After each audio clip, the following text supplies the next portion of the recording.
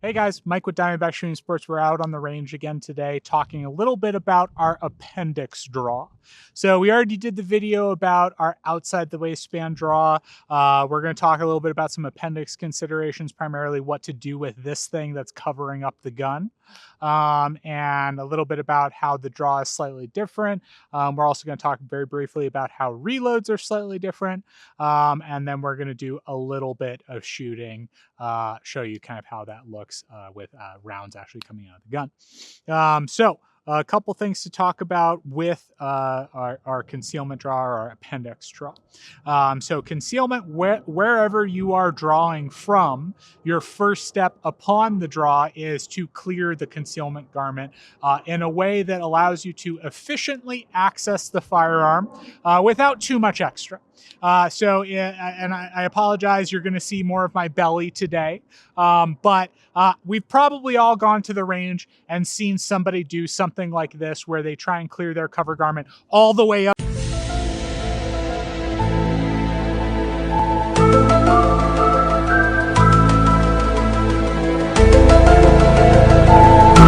to their shoulder, and then you can see my nipple. Yeah, it's not the best thing in the world. It makes people feel a little bit uncomfortable. But at the end of the day, why do I need to get the thing all the way out, up and to the side? Do I really need all of that movement? Realistically, no. All I really need is to get a hold of my cover garment and bring it up to my sternum. From there, I have all of this space, nice and hairy tummy for everybody to see, but more than enough place for me to put my hand on my gun in the holster. So if we're talking about how do we efficiently get the gun up to the target, we need to take out anything that is unnecessary. And me bringing the concealment garment high and away and doing all that stuff, yeah, it's great to guarantee that I can access the gun, but it adds a lot of extra time. Realistically, if I could get to here alone and stop and get my hand on the gun all the time, that would be the best thing for me to do. But sometimes when I do that, I get a little bit of extra shirt on the gun, other things like that. If I don't grab consistently, I could get a good amount of shirt on the gun when I actually draw. And then I would either have to re-grip or pull that out of the way or do whatever it is.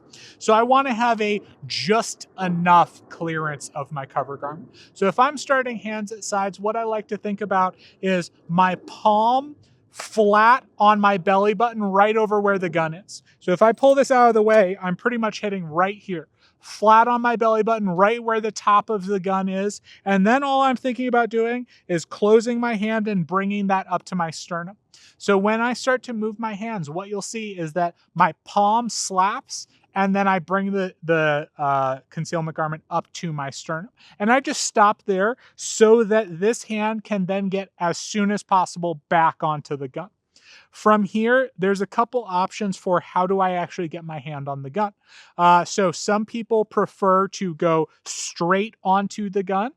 Some people prefer a sideways kind of coming in at an angle. I'm kind of in between the two. I actually tend to slap onto the gun slightly from the outside in a way that puts my thumb up on top of the rear sight and then gets a full grip, 3 fingers underneath the trigger guard. Now, the reason why I don't dive my thumb behind there, behind the slide, is it takes an extra motion that I don't necessarily need to be able to control the gun.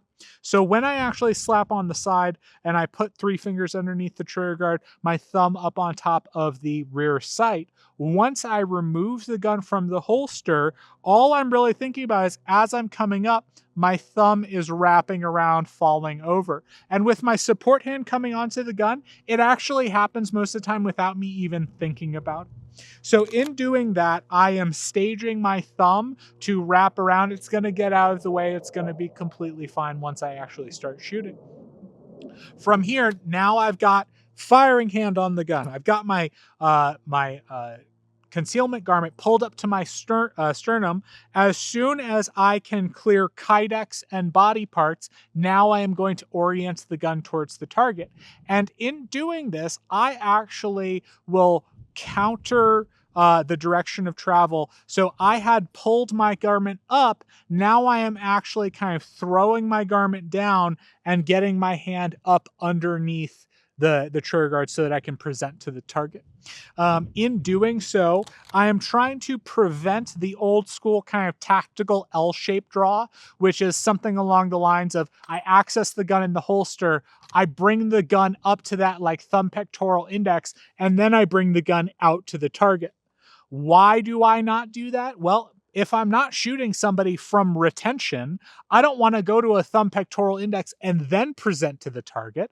I want to go straight out to my sights so that I can see them as soon as possible and start shooting as soon as possible.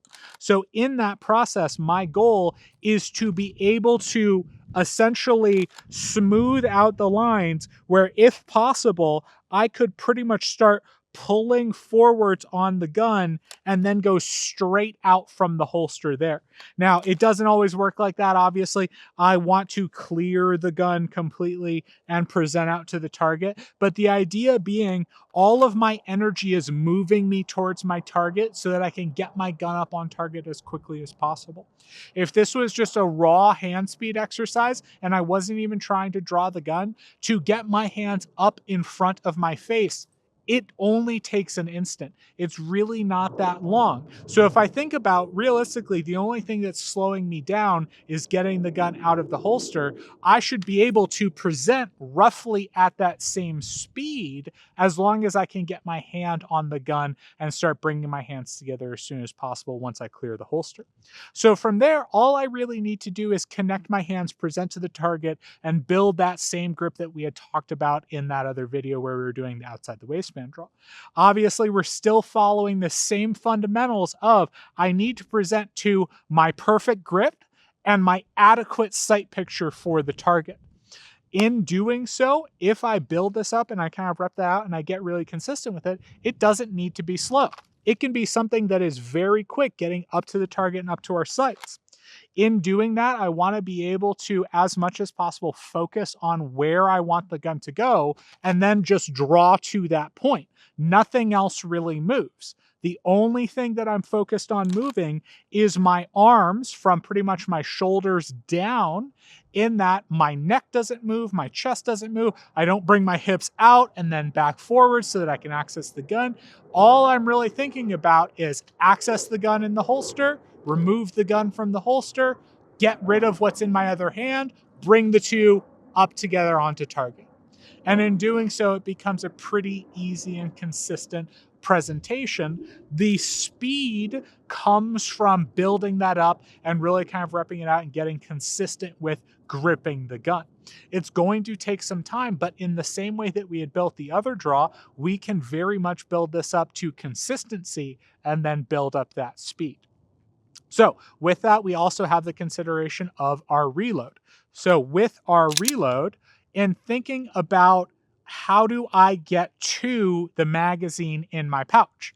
So first I'm not going to back up and do the briquette drill again. You've already seen that one. Go watch our reload video if you've got any questions on that. But very much like the briquette, as soon as I get the signal of I've got to do a reload, the first thing that happens is my support hand gets to my magazine, okay? So in doing that, I've got something in the way. I've got to clear that out of the way. So how do I do that? For me, most of this comes from I am essentially slapping back to where my magazine is and then flicking that up and out of the way, and then my thumb drives down behind the magazine. In my thumb driving down behind the magazine, my index finger starts to point along the front spine of the magazine, and as soon as I can feel the magazine in my hand, I can start to remove the magazine and have it ready to go into the gun. So when I am doing that, I am really following all of the same procedures. I just have to get the concealment garment out of the way first.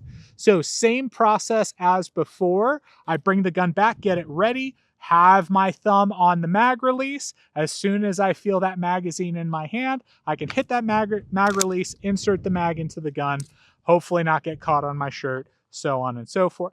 in doing so, it's something that you're definitely going to have to rep out to get really consistent with. I haven't shot Glocks in a little while. This is not my favorite thing to do, but once I get very Bear, go back and edit this part out.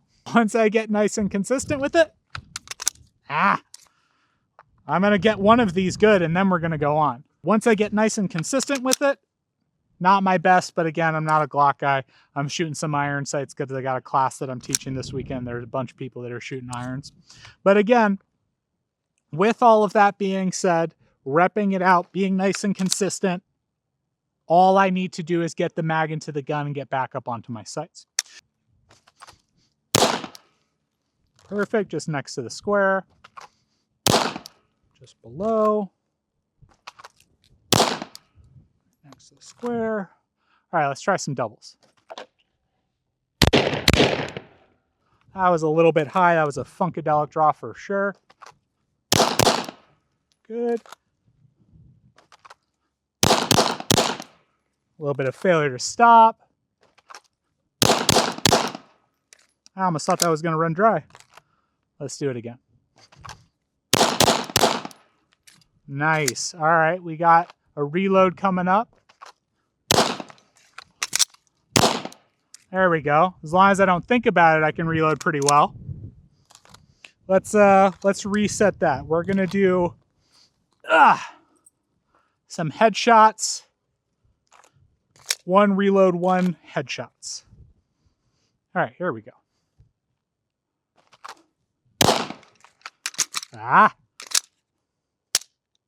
I failed, guys! A kilt in the streets!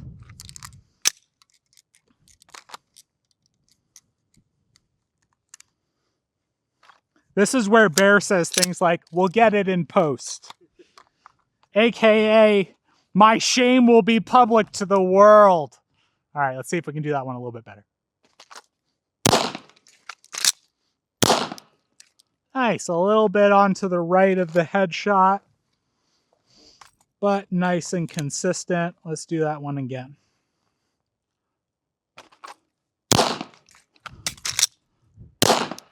Ooh, iron sights are weird. All right, we've got 10 rounds left. Let's do a bill drill. Oh, that's not the draw I needed. Pretty good. 4 left, or 5 left. We'll do 3 to the body, 2 to the head. Pretty decent. All right, guys, so a little bit different from what we were doing before, but it all really kind of gets the same treatment when we're talking about grip, sights, and trigger. We're just changing up where the gun is coming from. So if we follow all of those same rules, keep to our fundamentals, where the gun comes from doesn't really matter. And if you want a true testament to that, why do you think Christian Seiler just won Area 2 from concealment in carry optics, and he crushed the competition? Why? Because it doesn't matter where the gun comes from. As long as you present the gun to the target consistently, build your grip, see your sights, press the trigger accordingly, you can get some good results. All right, guys, as always, Mike with Diamondback Shooting Sports out here on the range again. Stay tuned. We've got a lot of other videos coming up for you. We're going to talk a little bit about my appendix setup, what type of considerations go into that. We're going to have some more stuff on our trigger press, the classes that we have available, all of that stuff. So stay tuned. You know what to do. Like, comment, subscribe. We'll see you on the next one.